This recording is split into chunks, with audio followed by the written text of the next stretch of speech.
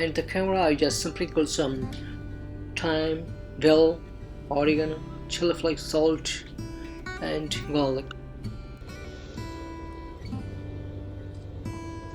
Let's add few drops of fresh lemon, then extra virgin olive oil.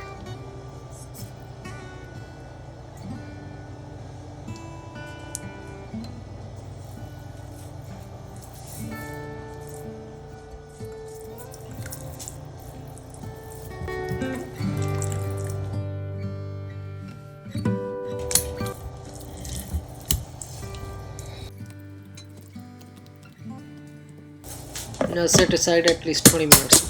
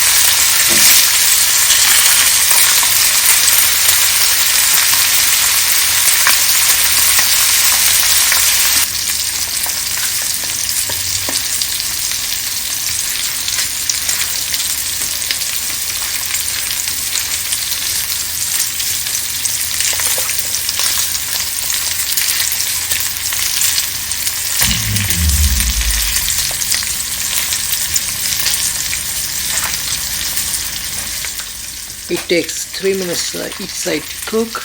Now I'm gonna turn off heat and gonna serve with rice, lentil salad and broccoli.